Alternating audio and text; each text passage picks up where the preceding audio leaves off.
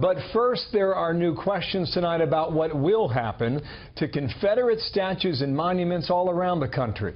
Some people are already taking that matter into their own hands, as we have seen from overnight. Correspondent Doug McKelway reports again tonight in Charlottesville, Virginia. In a sign of still simmering tensions, a man carrying an assault rifle held a Confederate flag at the foot of the Robert E. Lee statue in Charlottesville's Emancipation Park this morning. He was confronted by protesters. A handful of police intervened and escorted him to a squad car and drove off. That as activists threatened to tear down the Lee statue on their own with chains and trucks or a bulldozer. It's going to happen, Jamie Dyer told the Richmond Times-Dispatch. This is a beautiful equestrian statue, and I don't want to be like the Taliban or Bolsheviks, but this has to go. That's already happened in Durham, North Carolina. Last night, protesters, some representing the Durham branch of the Workers' World Party, surrounded a 1924 statue of a Confederate soldier, slipped a cord over its neck and yanked it down. Police stood by and only later promised action. Let me be very clear. Don't make or don't mistake restraint for inaction. No one is getting away with this. In 2016, North Carolina passed a law that prohibits removing monuments on public property without permission of the State Historical Commission.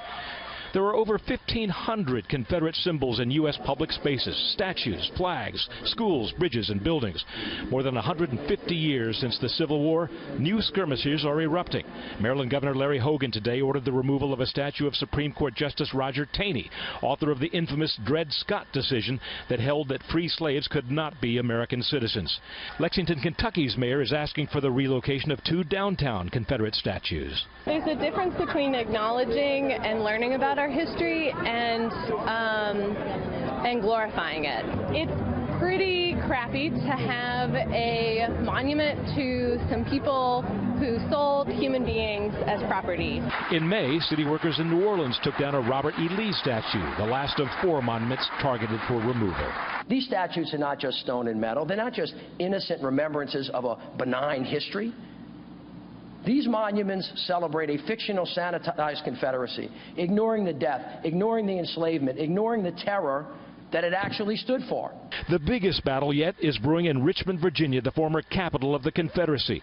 Its Monument Avenue is home to several Confederate statues. Richmond's mayor has suggested a compromise: keep the monuments, but add contextual material. That is not appeasing opponents. Saturday night, after all the chaos in Charlottesville, many of those Richmond Confederate monuments were defaced. Historians are urging caution in all this. They point to the Soviet Union, where political figures were routinely airbrushed out of history if they fell into political disfavor.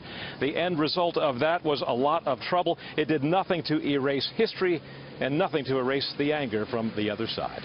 Bill? Thank you, Doug. Doug McKelway in Charlottesville again tonight.